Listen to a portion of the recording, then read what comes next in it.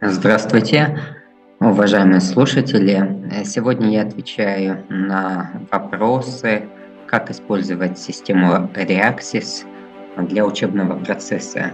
Вот, например, недавно увидел, что у студентов написана формула винилового спирта, сказав, что виниловый спирт существует.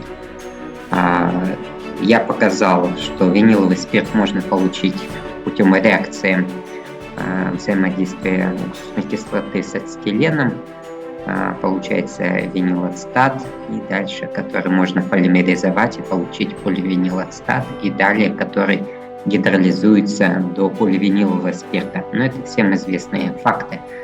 Что я сделал? Я написал формулу или написал название и осуществил поиск. То есть смотрим результаты, полученные в Reaxys.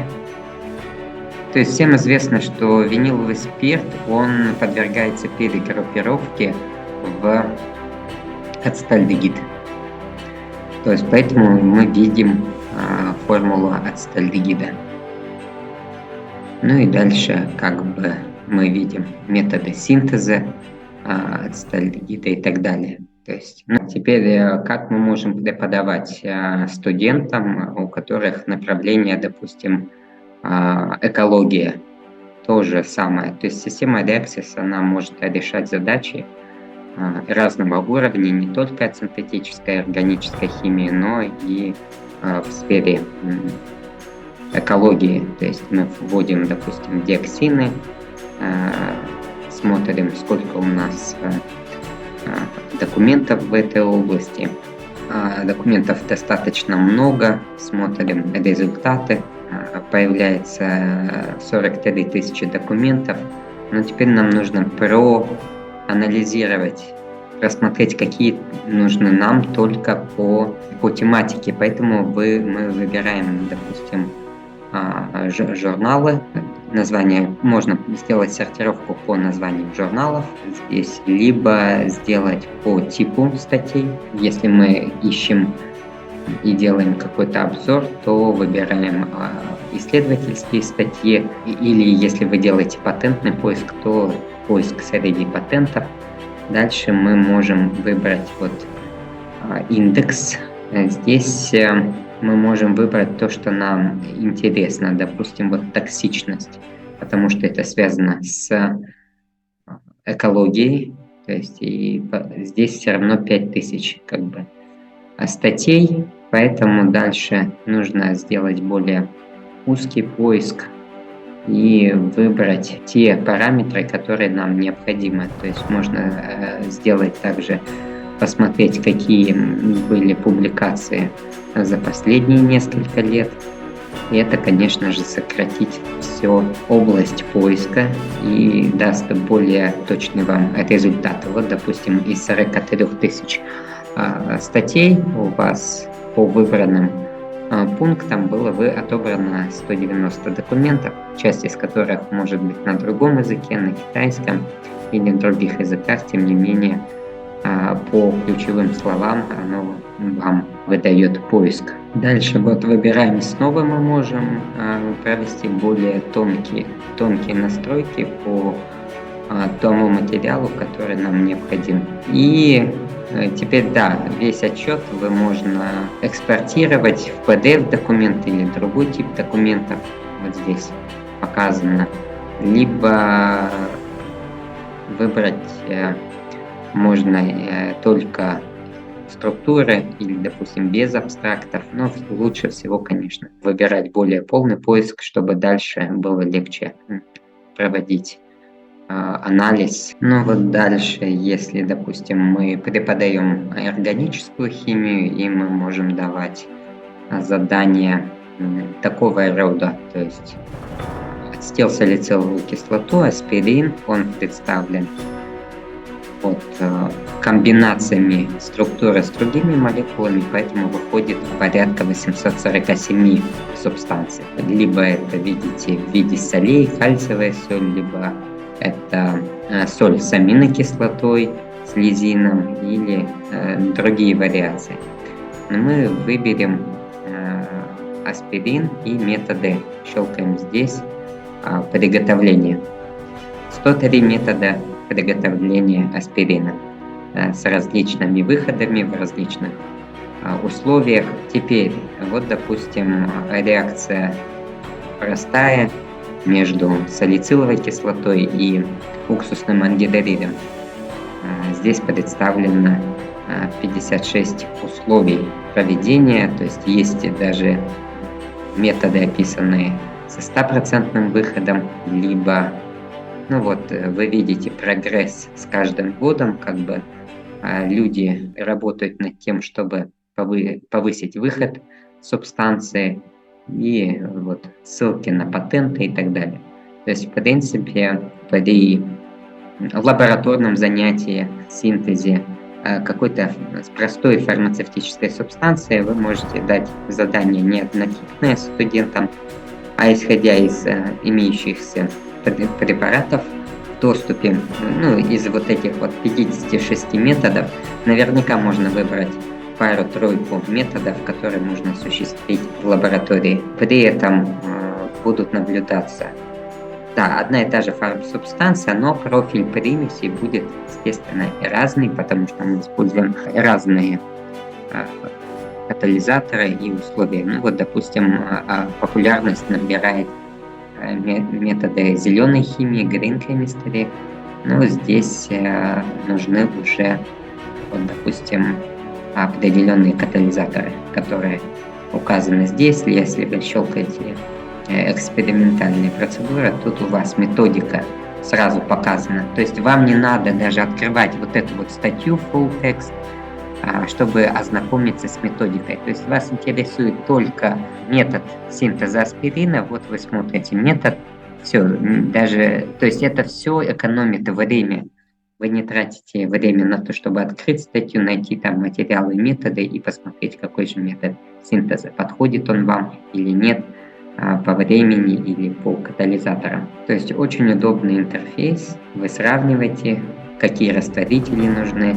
Здесь можно также провести, так как реакций очень много синтеза, можно провести сортировку по, допустим, по растворителю, в котором будет проходить реакция. Это могут быть апротонные растворители, зеленые растворители, но обычно это относится к воде и так далее. То есть либо при высокой температуре, высококипящие растворители. Или же мы можем провести сортировку по катализатору. То есть вот здесь вкладка «Катализатор», и вот даже вода является катализатором реакции ацелирования. Даже кто-то показал, что 10% плазма человека тоже катализирует вот эту реакцию.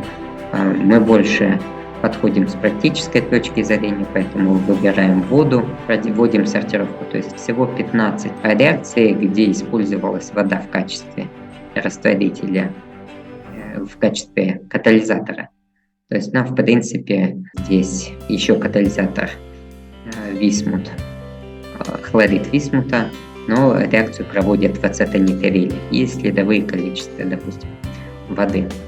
Но это вот вы видите, что достаточно свежие публикации, уже хорошо цитируются. Так, можно провести сортировку по выходу. Для этого мы снова проводим сортировку и с наибольшими выходами. Вот у нас получается, что, используя, допустим, гидролиз, мы можем получить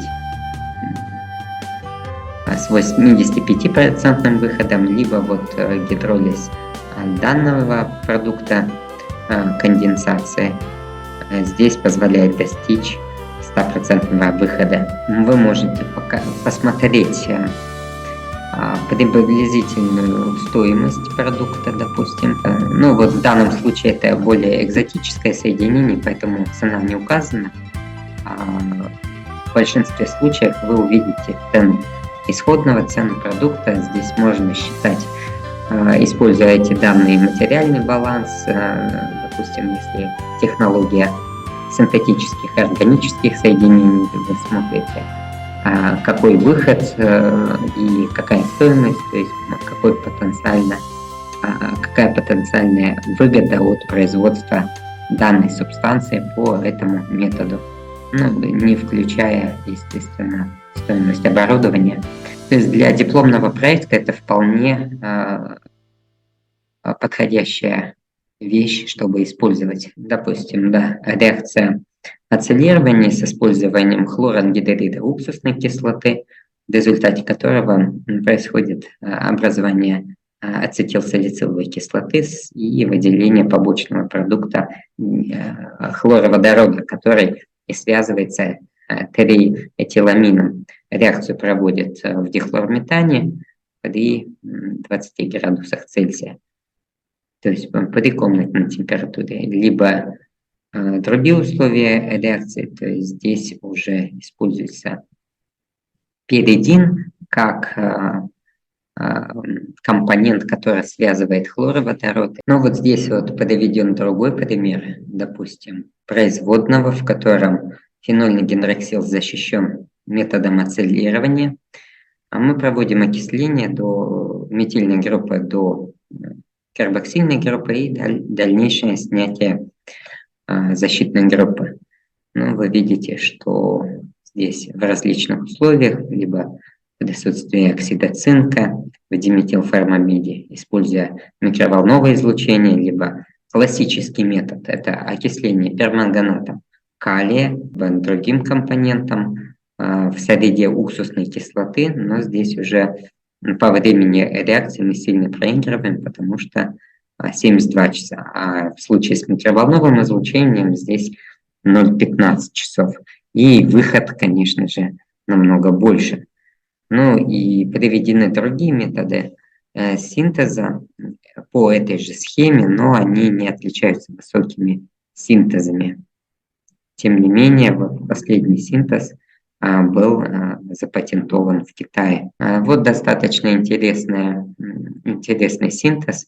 То есть вы здесь можете посмотреть в более крупном формате молекулу, что здесь происходит. Здесь необходимые реагенты – это хлористатионил и перекись водорода. В среде этанола приводит к окислению и замещению вот этого атома серы на кислород без затрагивания самой молекулы. То есть достаточно мягкий способ, единственное, он не совсем, наверное, экономически целесообразный, так как вот эта субстанция стоит намного дороже, чем аспирин. Но просто как показать, что система работает, данный синтез был осуществлен, и выход достаточно высокий, без каких-либо побочных продуктов. Вот, например, вы хотите посмотреть информацию, какая есть доступная, тоже связанная с экологией, может быть. То есть методы очистки воды с помощью озона можно написать, что tap water, водопроводная вода, и смотрим, какую информацию мы можем получить. То есть здесь, в принципе, для данной категории найдено 21 документ, из которых мы сделаем отсев ненужных публикаций. Допустим, document type, мы только будем... вы видите, что эта тема, так как патентов очень много, статей меньше, что это прикладная наука, то есть новые методы дезинфекции воды, и поэтому они патентуются активно. Смотрим, допустим, в каких странах. В основном это 13 патентов китайских и 3 патента японских. И здесь можно посмотреть топ лидеров, кто патентует по этой теме.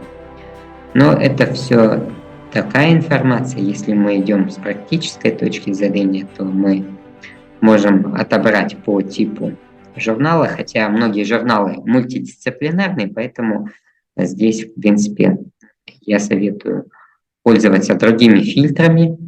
Вот озонation мы вот по индексу и отсеем остальные все. То есть озонation underwater limit to И таким образом вот мы получили две ссылки на недавние статьи, в которых, допустим, показано, что становится, допустим, с антибиотиками при обработке, если примесь есть в водопроводной воде и при последующем озонировании, что происходит с ними.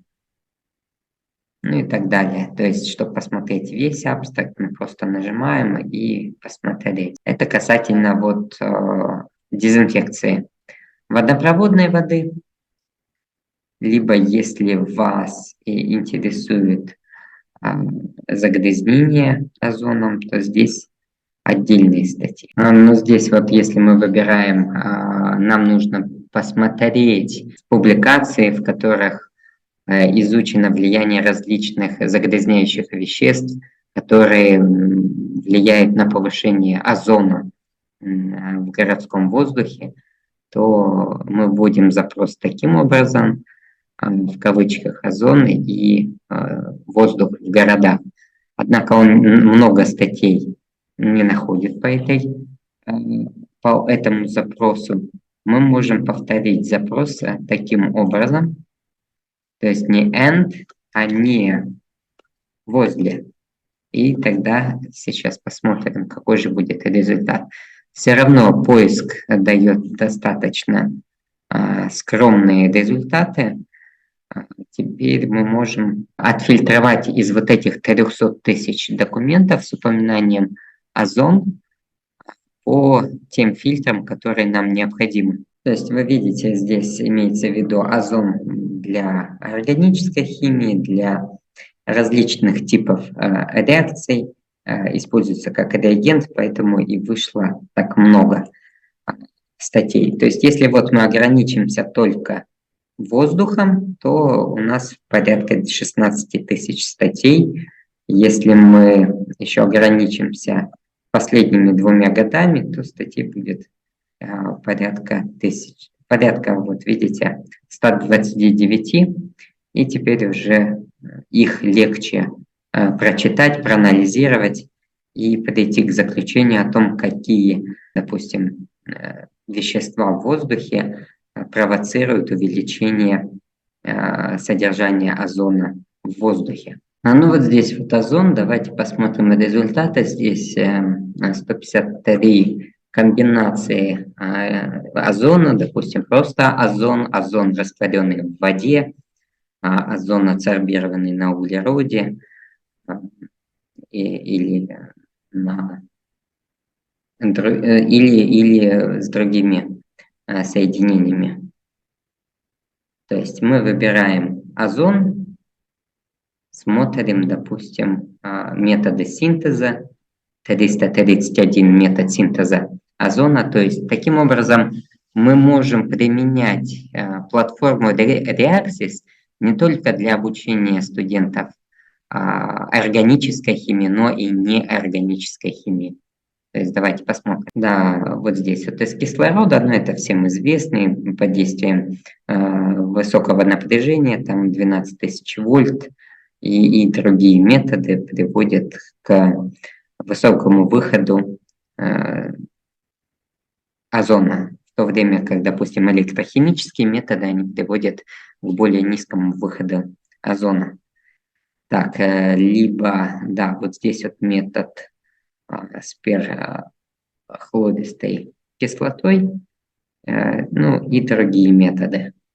То есть вы видите, что водород сгорает, здесь парциальное электрохимическое окисление, образуется перекись и озон. То есть, используя данную платформу, вы очень сильно расширите область знаний. Данные реакции вы не встретите ни в одной книжке, потому что если вы смотрите, то по большей части это свежие ссылки. Ну вот в этой области это, да, ссылки прошлого столетия, 30-х годов, но по органической химии это свежие ссылки, которые еще не вошли в текущие учебники. Но теперь перейдем к, допустим, нам нужно посмотреть, какова же токсичность этой субстанции. Для этого мы заходим в детали и смотрим. Тут здесь по методам идентификации информация есть, то есть спектры, физико-химические методы анализа, и мы смотрим биологическая активность. То есть здесь вот порядка 100 статей, где оценивалась цитотоксичность и эффект, допустим, озона на различные клеточные линии, либо мы сейчас посмотрим, были ли вот инвиво исследования на животных, вот, их порядка 200, которые определяли ЛД-50, либо концентрации, которые приводят к побочным действиям при вдыхании данной активной молекулы. И также данные вы можете найти по токсикологии, то есть к чему приводит там хроническое воздействие озона и так далее. То есть это мы плавно перешли от неорганической химии к токсикологической химии.